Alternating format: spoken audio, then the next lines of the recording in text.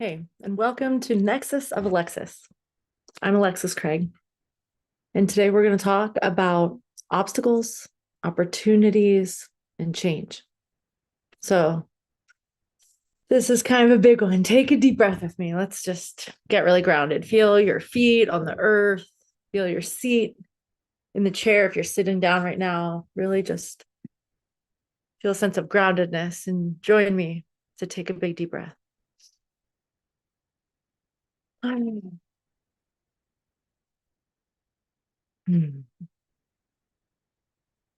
Today, I really want to speak from my heart about change and resilience and really what it means to meet this energy with grace, at least to me. So, this right now is a moment of transition in my life and in the life of the Next Fitness Thing, my business. And yeah, I really can feel it in a larger scale as well. So, for one, this is this time where, for the Next Fitness Thing, our founding memberships are theoretically ending in a couple of days.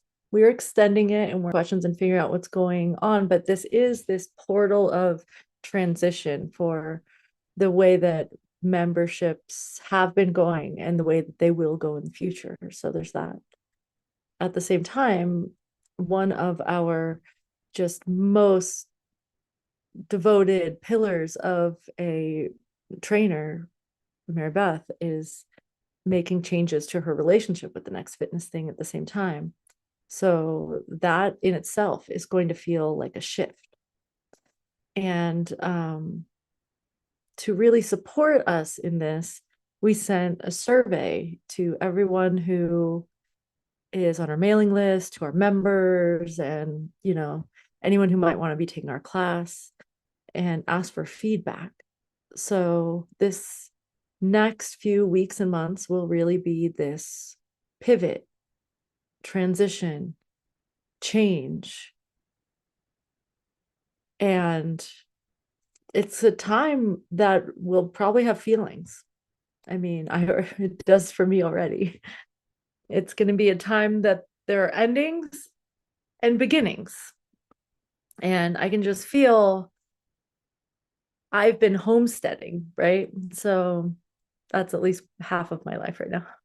So half my life right now is homesteading, which looks like, this time of year right now, if you're watching this out of, on a recording, it's the end of May in 2025. So this is a time where we're pruning plants that are already living. And it's also a time that we're planting more. There's things we're planting right now. So yeah, it's certainly a transition. So I just want to name for myself that I certainly have personal feelings around transition. It's not always easy.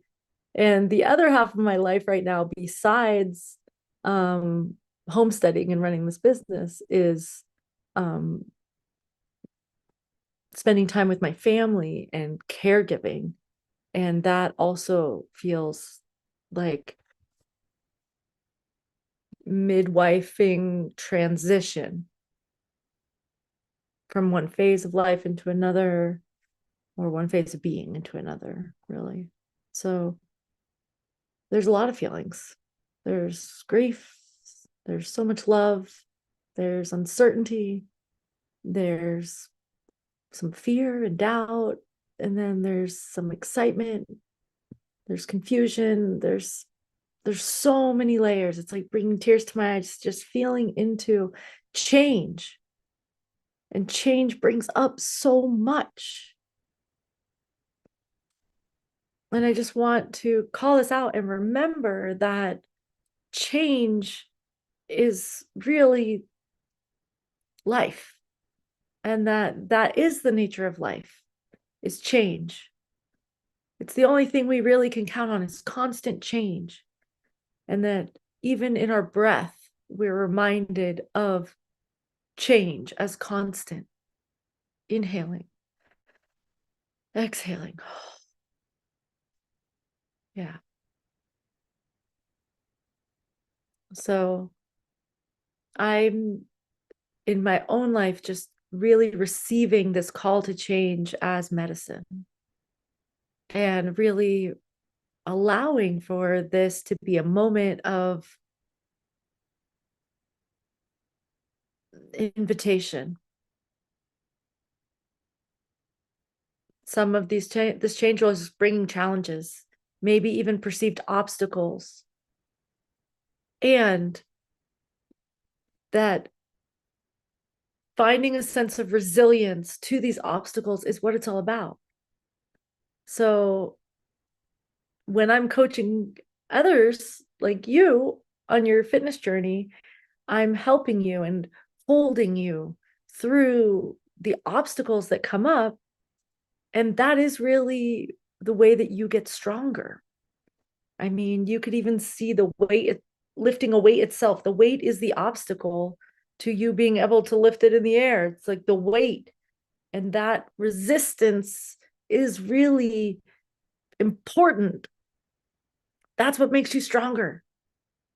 So I'm just saying this, even just to remind myself right now that this is what's going to make me stronger and us stronger, is to get through these times that are challenging and obstacles and transitions and change. So it's really about resilience. And I would say for myself, at least on my own fitness and health journey, resilience is what my goal is really to cultivate and nurture and celebrate my resilience. So what does it look like to foster resilience? What does it look like? What does it look like for you? I'd love to know. Feel free to comment it or message me with it. What does it look like for you to cultivate resilience? I can only speak for myself. For me, cultivating resilience looks like surrendering. And it's not the surrender of losing, it's the surrender of letting go of control and really recognizing that I don't have control, that there are so many forces going on in the world that I can't make it go my way, no matter how hard I try. So I can really just surrender to what is right now without forcing, without trying to twist it in my brain and try to tell myself a story that isn't really true. And then as I listen, I can adapt. It's really this.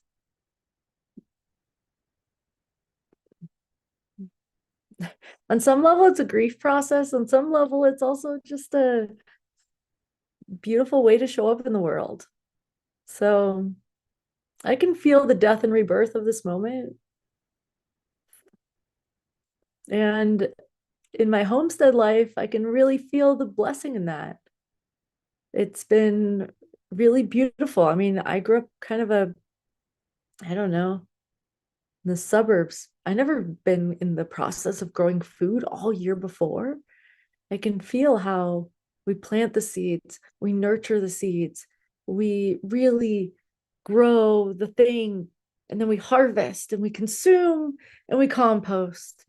And then that becomes the nurturance to plant it again, and the cycle goes on and on. So as I learn from this natural cycle, I can just feel how, in some level, that is what's happening right now in this business realm too. There's like, it comes up, it flowers, and then it transitions, and then it comes back to a new season and it transitions. And so we're in a transitional moment right now. And it's a beautiful thing. It really is. And there's a huge opportunity here. So on a more concrete level, I know I'm talking a little bit in abstract. So Mary Beth is taking a step back at the Next Fitness thing. And part of what this is happening is she's really leading by example right now, because we're always telling you to put your own oxygen mask on first. We're always telling you to make sure that you don't just take care of everyone else, but you got to take care of yourself. And if you're martyring yourself to taking care of everyone else, then that self sacrifice is going to lead to a lack of vitality over time. And so it needs to look like bringing things into balance and really honoring your own needs. And that is what Mary Beth is doing right now in making these changes. And so, as much as I will personally be missing her so much, I know you will too. I totally honor this choice. And what this transition means for me on a more concrete level for you to understand is Mary Beth has been writing the trivia questions. Mary Beth has been doing basically all copywriting. So, writing all of the discussion topics of what we talk about in walking classes.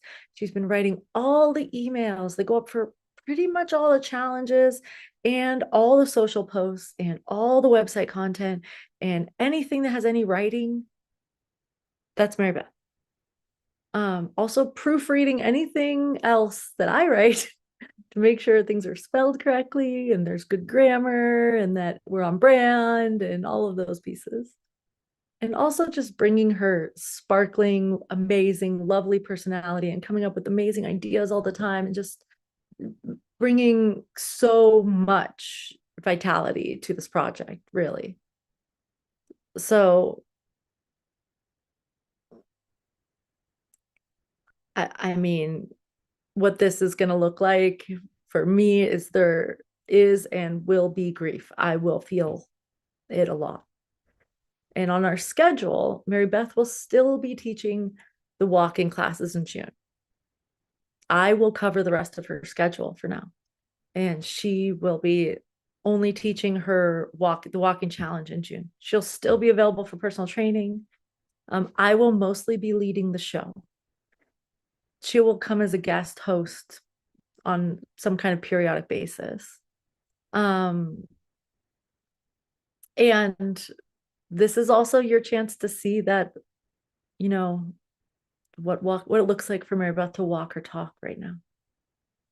And I feel like as a leader and as a coach to others, that walking your talk is the most important thing you can do. So I just bow to you, MB, and I love you so much, and I'm so grateful for you.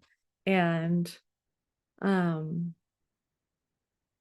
so what this is going to look like for all of us is, for me, it'll look like taking on more of the back end work.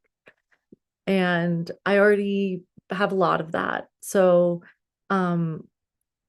there's some ways where I will be getting my hands even more dirty and down in the dirt and just, getting into the systems. This is an opportunity, I'll tell you right now, that there will probably be more spelling errors and grammar errors, because that's just like, I'll do my best. I learned a lot about commas from Mary Beth, I'll tell you that. But it's also going to give me a chance to kind of streamline everything and revamp everything and come up with some new systems. So that's actually kind of exciting in that way. Also, it means the schedule will change. So we just send out this survey. And if you haven't done the survey yet, please do it. survey.thenextfitnessthing.com. And that survey is asking a lot of questions, but it's a quick survey. It's like 5 minutes. But right now, the most important question is, what time should we be having class? And I really encourage you to fill it out, if only for that part. Tell us what time you want classes to be live. So right now, I'm just going to cover Mary Beth's schedule until we're ready to launch a new schedule. And then the new schedule will be based on what you say in that survey. So please make sure you fill it out. And I've already been looking at the survey responses. The survey's due on May 31st. It's May 28th right now, so there's a couple more days. And I just have to say, I've been reading a lot of the comments in there already, and the suggestions are so helpful. I appreciate the feedback as well. I appreciate it so much. And I can really feel in this way of receiving the feedback in the survey, I can feel my own maturing as a person and also as a business owner, as a CEO, whatever you want to call it. But really, I can really feel where even in the negative feedback or anything like that, don't get me wrong, there's a lot of beautiful, positive, really supportive things that are just like candy to absorb for my heart. Like it's beautiful. And there's also some, truths in there and feedback and thoughts and feelings that might be harder for me to hear. And in the past, I would have really taken it personally a lot more. And I would have collapsed a lot more around hearing and receiving that kind of thing. And I also just would have really seen it as a reflection of my self worth. Like the way other people feel about what's happening in my business is a reflection of my self worth. That in the past would have totally been the case. And I just want to acknowledge that I don't feel like that right now. I really don't. I feel like that I'm riding the waves and there's, you know, been a lot of navigating of storms and that I just feel grateful. I feel like a huge thank you for everything. I feel a huge thank you for everybody who is even answered the survey at all. And I feel so grateful for everyone who keeps showing up to class. And I feel grateful for the people telling me why they haven't been showing up to class. And I feel grateful for just learning from this whole process. And I'm so grateful to everyone who is helping. I'm grateful to Mary Beth. I'm grateful to everybody else who's helping. I mean, Kathy and Kevin and the service team and the team leaders and the other trainers and just everyone. Like, I'm so grateful. So,